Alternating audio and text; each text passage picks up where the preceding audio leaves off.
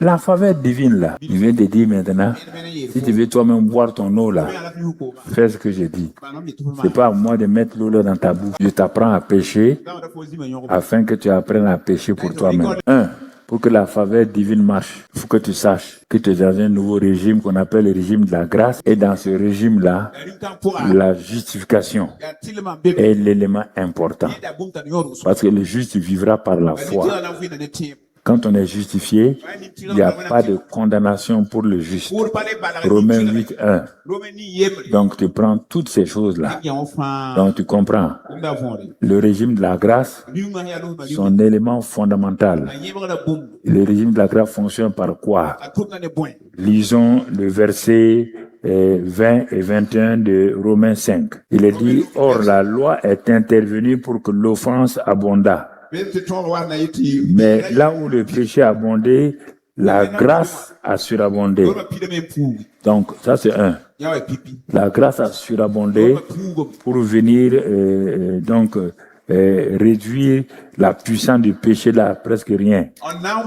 Mais le verset 21 te dit ce que le verset 17 t'a dit. Le verset 17 dit quoi? Que nous devons régner dans cette vie-là par Jésus-Christ, par la grâce et le don de la justice. Donc on parle de deux, grâce et don de la justice. Mais le verset 21 te clarifie ça. Il dit, afin que comme le péché a régné par la mort, ainsi la grâce régna par la justice pour la vie éternelle. Dans le 17, on dit l'abondance de la grâce et du don de la justice. Les deux ensemble te feront régner dans cette vie. Mais qui est activateur, qui est source? Donc la grâce est toujours la source. Le verset 21, c'est la grâce qui va te permettre de régner, afin que la grâce règne par la justice. La grâce est attachée à Dieu. La justice est attachée à toi parce que tu es justifié maintenant. Tu marches par, le juste marche par la foi. Le juste n'est pas condamné et la grâce lui permet donc de marcher pour régner. Et ça va faire quoi? Ça va maintenant produire la faveur surnaturelle. Ça va produire la faveur surnaturelle. Et cela se fait par la foi. C'est la foi. Vous voyez bien, je vous ai parlé de la foi plusieurs fois. Je reviens sous une autre forme pour te parler de ça. Quand tu regardes comment David a régné, tu vas trouver tout ça là-dedans. Dans la vie de David. Dans la vie de David. Petit berger. Regarde-le monter. Ce n'est pas des prières. C'est l'obéissance, la révélation. C'est pourquoi il te parle comme un homme de la nouvelle création. Le langage de David, c'est comme un langage de la nouvelle création. Regarde. Donc, comment il a vaincu Goliath? Goliath était le problème des Israélites. Donc, quel est le problème de ta vie? Ne regarde pas Saül, regarde David. Comment lui seul, Saül a eu l'onction. Premier roi, il a eu l'onction. Dieu l'a apprécié. David, le deuxième roi. Tu comprends? Tu as vu les deux? Le premier homme, le deuxième homme. Maintenant, il regarde, c'est par la grâce. Il parle de grâce. Il parle de justice. Mais tout cela, c'est par la foi. Quand David doit affronter Goliath, il a compris quelque chose que j'ai saisi. Quand j'ai saisi ça, je dis Seigneur, Goliath est venu comme le problème majeur d'Israël. Il ne peut pas vaincre, ils ont tout le temps peur. Il a créé une atmosphère de peur dans la vie d'Israël. Satan, c'est ça qu'il fait dans nos vies. Il crée des circonstances. Il crée une atmosphère de peur, d'angoisse. Il crée ça. Vous ne voyez que partout des impossibilités.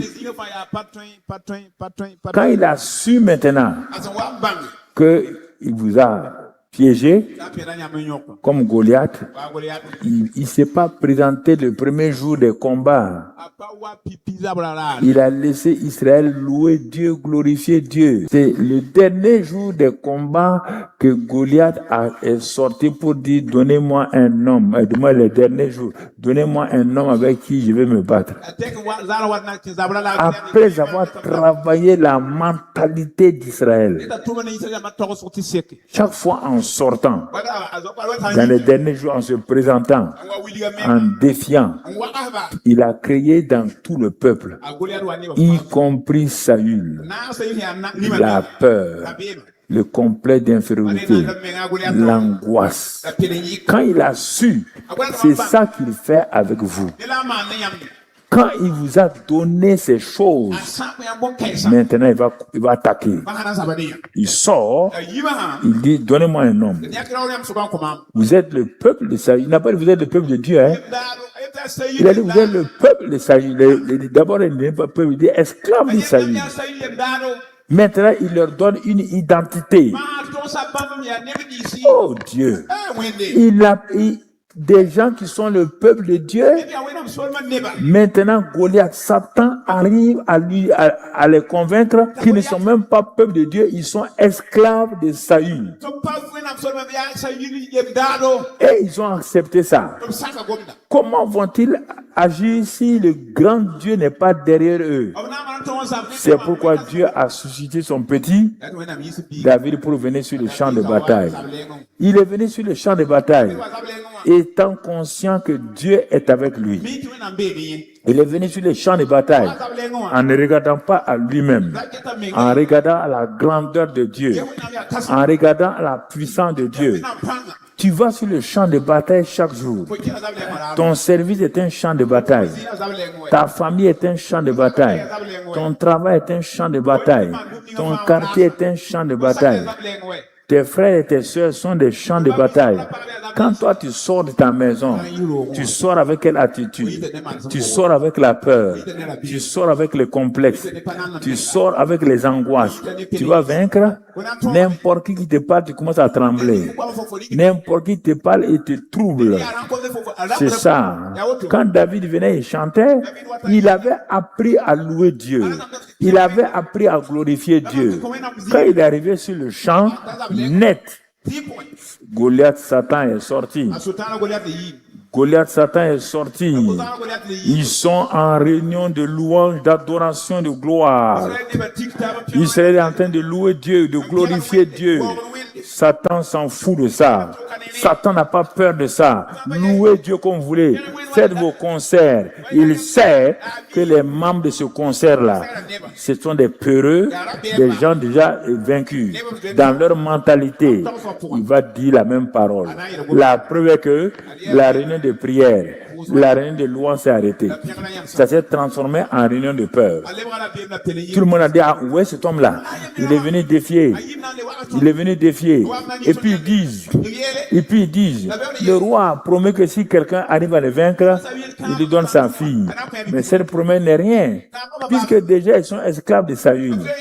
Ils n'ont pas. Quand David arrive, il regarde le monsieur. Il regarde Satan face à face. Il dit, mais qui est cet incirconcis-là? Qui est cet incirconcis pour insulter Dieu? Donc, vous n'avez plus de relation avec Dieu?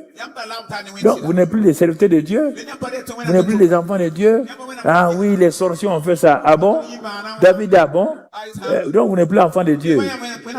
Il dit, mais qu'est-ce qu'on va donner? On dit la fille du roi. Dites au roi que je suis son gendre. Mais il a continué. La partie importante pour affronter, regardez, la chair Il y aura 2 sortes d'armes. 2 Corinthiens nous dit, on ne va pas lire. Je suis en train de terminer pour saisir votre pensée. Que les armes qu'on doit utiliser ne sont pas charnelles. Ce n'est pas des armes charnelles. Car le combat que nous menons n'est pas un combat charnel. N'est pas un combat entre vous. N'est pas un combat entre vous et les gens du monde.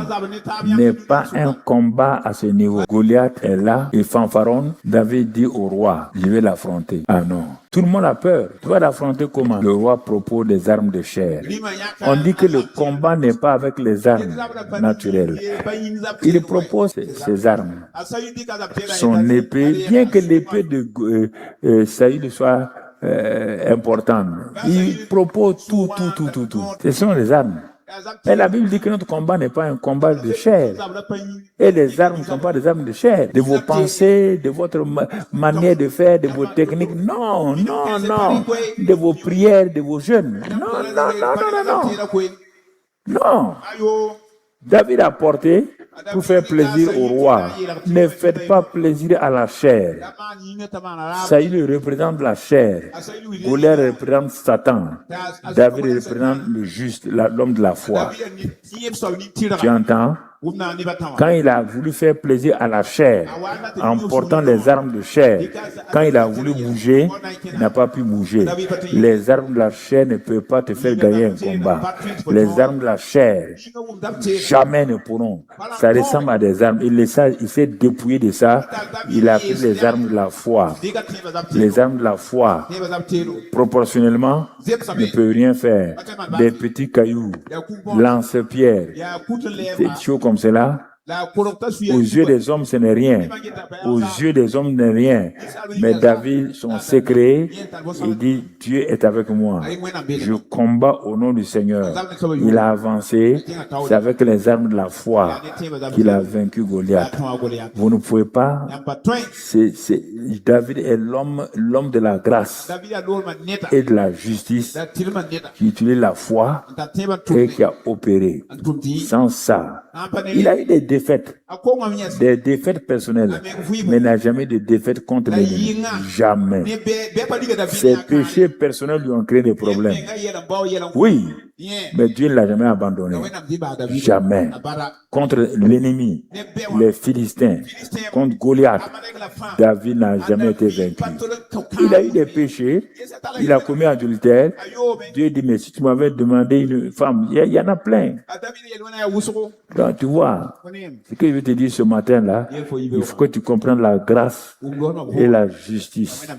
Et avec ça, Dieu voulant, le jour à venir, on va voir maintenant donc la faveur divine. On va prier. Excellent Père de grâce, merci pour ton peuple. Nous n'avons pas saisi beaucoup de choses dans ta parole. Nous avons mis l'accent sur les activités. Nous avons mis l'accent sur comment nous organiser. Ça, c'est la statique. Nous avons oublié la dynamique, le dynamos et l'exousia, l'autorité. Donc, nous de rentrer dans ces pensées-là pour notre vie personnelle, pour aller de l'avant. Merci Père pour ta grâce. Sois béni et sois loué pour tout ce que tu nous as donné. Merci pour tout ce que tu fais. C'est pourquoi vous qui êtes là, si vous n'avez pas pris une décision encore pour marcher donc avec Jésus, il vous donne l'opportunité ce matin, là où vous êtes, de le recevoir, de quitter la race d'Adam pour entrer dans la race de Christ. Nouvelle création, vie nouvelle, un royaume sacrificateur. Et Dieu va vous conduire.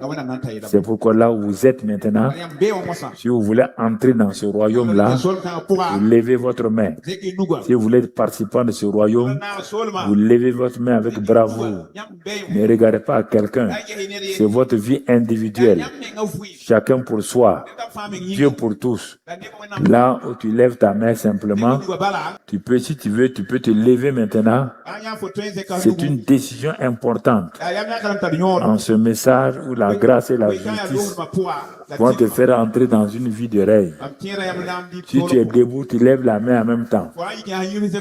Voilà, tu lèves la main, voilà. Mettez votre main sur votre poitrine. Vous allez prier avec moi en français ou en moré. Dites avec moi, Seigneur Jésus, ce matin, j'ai compris que par ta mort à la croix du Calvaire et ta résurrection, j'ai reçu de ta part non seulement le pardon des péchés et aussi le salut pour mon âme. Et je te proclame, Seigneur de ma vie, je crois cette parole, que quiconque croit dans son cœur et confesse par sa bouche est sauvé. J'ai cru dans mon cœur que tu es l'agneau de Dieu. Je le confesse que tu es Seigneur. Et maintenant même, par la puissance du Saint-Esprit, je reçois une nouvelle naissance, un cœur nouveau, un esprit nouveau. Maintenant, je suis né de nouveau dans le royaume de Dieu. Merci Père, sois béni et sois loué dans le nom de Jésus. Amen. Père excellent, je te présente ces nouveaux-nés dans ton royaume. Que le Saint-Esprit les prenne en charge et que les conduise afin qu'ils réalisent ton amour et ta bonté.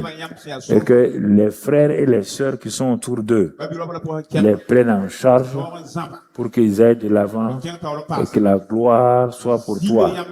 Merci Père, au nom de Jésus. Amen.